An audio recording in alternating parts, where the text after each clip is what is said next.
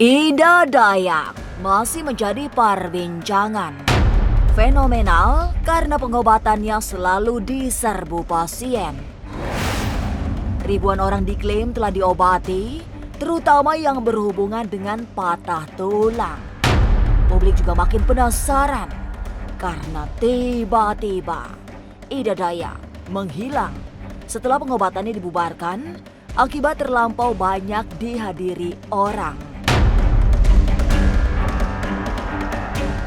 Maka berikut ini 7 fakta menarik tentang Ida Dayak.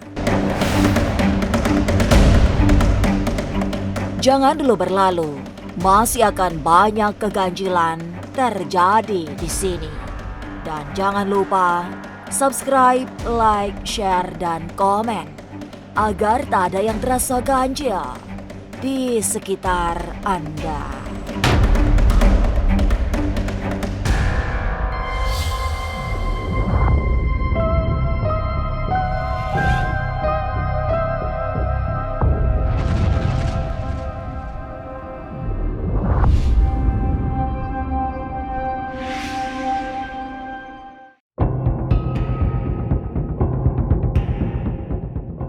Fakta pertama. Menghilang mengobati Pangeran Al-Walid. Fakta pertama yang sangat mengejutkan adalah menghilangnya Ida Dayak oleh sebab sedang mengobati Pangeran Al-Walid. Kabar itu sempat viral karena terasa sangat mencengangkan. Pangeran Al-Walid adalah pangeran Arab Saudi yang memiliki nama asli Al-Walid bin Khalid bin Talal. Sepanjang 17 tahun, keponakan seorang konglomerat Arab itu koma setelah mengalami kecelakaan tahun 2005. Setelah dilakukan penelusuran, video yang beredar tersebut tidak menunjukkan bukti bahwa Ida Dayak tidak datang ke sana. Ida Dayak pun angkat bicara, memberikan klarifikasi terkait kabar dirinya telah menyembuhkan Pangeran Arab Saudi yang koma selama 17 tahun.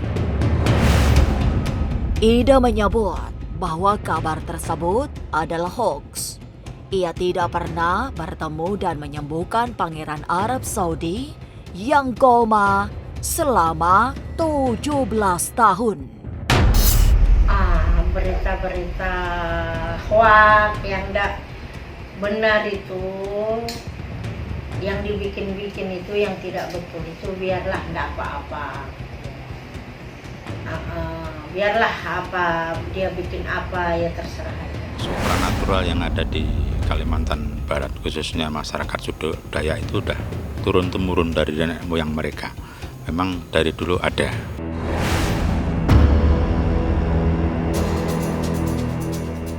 Fakta kedua. Berseteru dengan pesulap merah.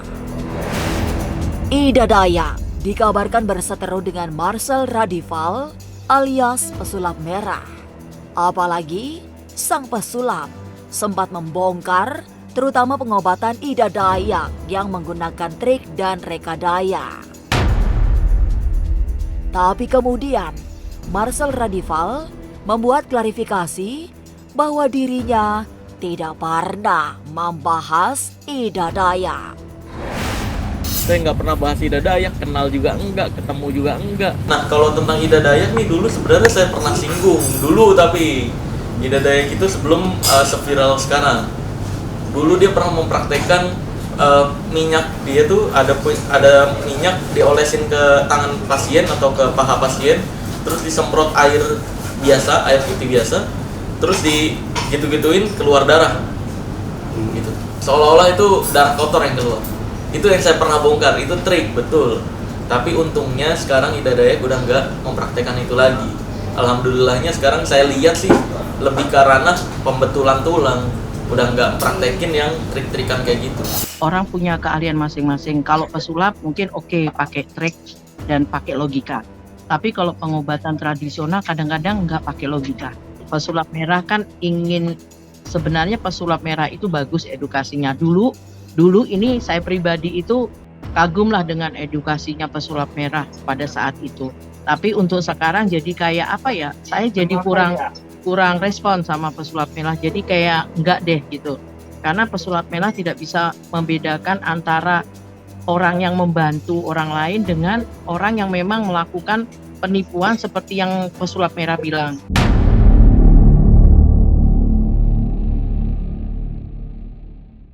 Fakta ketiga.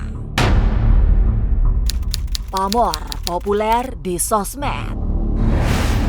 Ida Dayak memiliki popularitas sangat tinggi sejak banyak disorot netizen. Pamor kehebatannya juga tersebar di sosial media. Cara pengobatan yang unik hingga ritual penyembuhan yang terlihat nyata membuat Ida Dayak semakin tenar di sosmed. Ya, di Kalimantan Barat ya mungkin ada, tapi nggak seinstan itu benar-benar instan itu.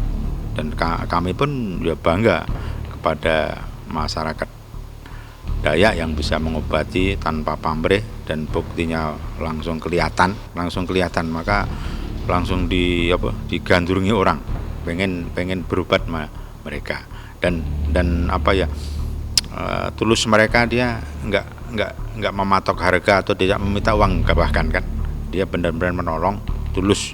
Dengan ketulusan itu mungkin ya dia akan bicara pun juga sebagai manusia biasa.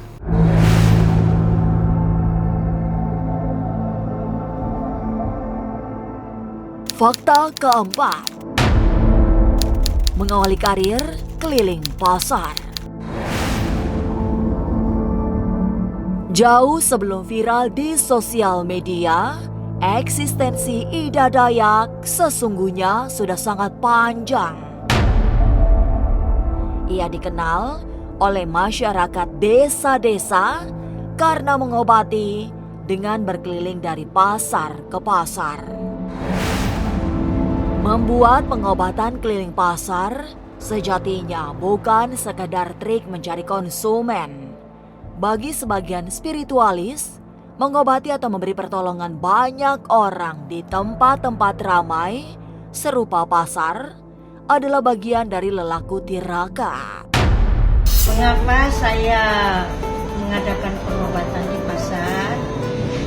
Karena saya mau bertemu sama orang banyak dan bermacam suku, supaya saya bisa membantu orang yang tidak mampu. Oke, ada leluhur yang saya lihat, leluhur dia yang ingin untuk Ibu Ida itu bisa membantu orang keliling. Jadi dia kalau untuk duduk di rumah tuh susah.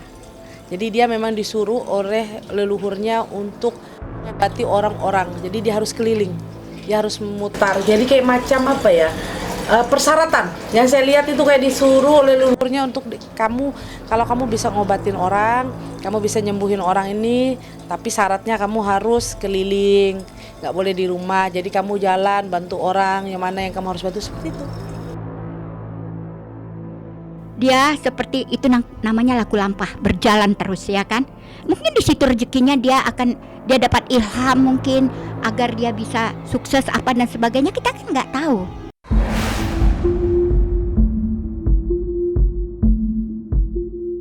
Fakta kelima. Joget dan baju Dayak. Cara pengobatan Ida Dayak selalu dimulai dengan tarian-tarian khusus yang dikabarkan merupakan sebuah ritual sakral.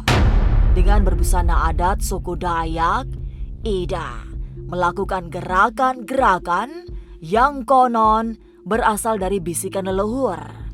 Tarian ini semakin terasa metafisika pada saat mengobati pasien-pasien yang tingkat kekronisan penyakitnya sangat gawat. Yang dilakukan Ibu Dayak itu, kemudian sambil berjoget, itu bukan sembarangan, itu dari leluhur kami. Leluhur kami itu bukan hantu, itu orang tua kami. Menarik di situ ada apa ya? Ada kelas-kelasnya. Kelas pertama, kedua, ketiga itu kayak ada pakemnya istilahnya. Jadi itu salah satu bentuk tarian. Gerakan pun enggak bisa sembarang gerakan. Itu gerakan-gerakan yang khusus masyarakat Dayak. Di sana ada burung enggang. Burung enggang itu burung yang dikeramatkan di sana. Yaitu gerakan itu mengikuti atau meracu kepada gerakan burung tadi. Di sana ada alat musik yang terkenal namanya sape. Sape itu gitar bersenar 3. Ini fungsinya multifungsi. Bisa untuk mengiringi lagu, bisa untuk mengiringi tarian, dan juga bisa untuk mengiringi ritual-ritual. Salah satunya ritual potong empang atau ritual pengobatan dan lain sebagainya, diikuti oleh suara-suara sape tersebut. Setiap ritual-ritual kan diadakan tarian itu hubungan dengan musik kan gitu, dan diikuti di situ dengan berbagai mantra-mantra dan lain sebagainya. Ternyata musik itu tetap hidup terus. Biasanya kita kalau memakai baju adat itu kita melakukan ritual yang sangat lumayan ekstrim sedikit. Sebenarnya kita memanggil leluhur kita yang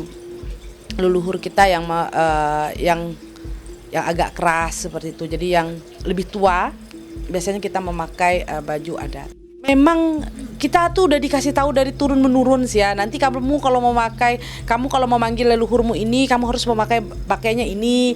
Nanti kamu saat memanggil leluhurmu ini, kamu harus memberi sesajennya ini. Seperti itu. Nanti di saat kamu melakukan ritual ini, manggil ini, kamu harus siapin makanannya ini, sesajennya itu, seperti itu. Jadi kita tuh udah dikasih tahu turun menurun. Fakta keenam. Andalkan minyak bintang. Ida Dayak identik dengan minyak bintang yang konon sangat ampuh. Di kalangan masyarakat Dayak, minyak berwarna merah itu memang sudah sangat populer, menjadi obat paling manjur, meski tak semua penyembuh memiliki minyak ini. Pembuatannya juga sangat rahasia, dikerjakan oleh tokoh-tokoh adat yang memiliki kepekaan batin tingkat tinggi. Kalau harga minyak standar ya 50.000, itu wajar sih menurut aku. Iya, itu memang minyak khas Kalimantan, tapi memang udah sebelum Ibu Ida viral, minyak itu memang sudah ada. Tapi di tangan Ibu Ida, mungkin di tangan ahlinya, minyak itu bisa lebih berfungsi, lebih manjur lagi ya. Kebanyakan sih memang untuk minyaknya sendiri pasti adalah ramuan tersendiri yang cuman Ibu Ida yang tahu. Setelah minyak itu jadi, secara logikanya mungkin ada doa-doanya. Kalau menurut bahasa kerennya sekarang kan ritual. Kalau bahasa yang zaman dulu kita melakukan sembahyang atau pengisian. Ini pengetahuan Bunda ya, dan cerita orang Kalimantan, dan kita mungkin itu cerita pasti. Karena beliau itu yang paling pintar buat minyak bintang itu adalah orang Dayak Pasir atau Dayak Paseh namanya. Itu ada bintang khusus di langit yang akan keluar setiap bulannya, yang beliau tahu. Bunda pribadi tidak tahu bintang apa itu. Mereka itu membuat minyak, buat minyak bintang itu dengan ritual-ritual khusus, jadilah minyak bintang.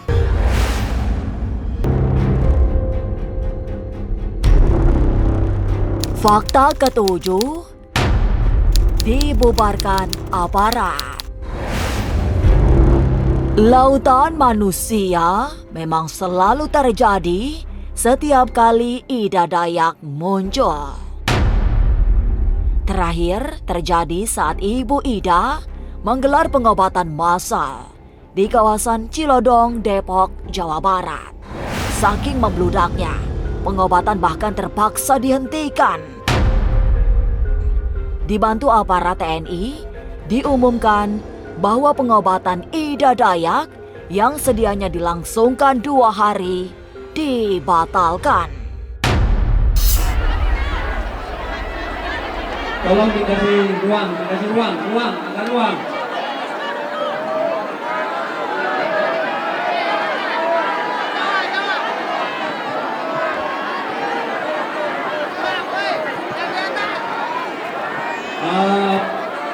Propos ataupun organik.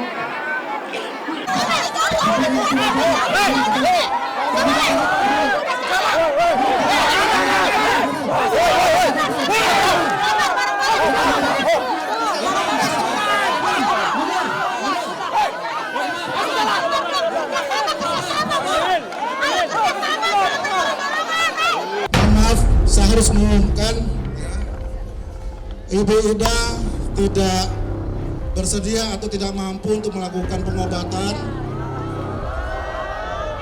Tolong suaranya jangan seperti itu ya. Karena kondisinya melihat banyak sekali, tidak mungkin juga dihandle satu persatu. Ya. Ini baru disampaikan juga. Makanya saya minta maaf. Selanjutnya kita coba nanti buatkan jadwal dengan jumlah yang lebih tertib lagi.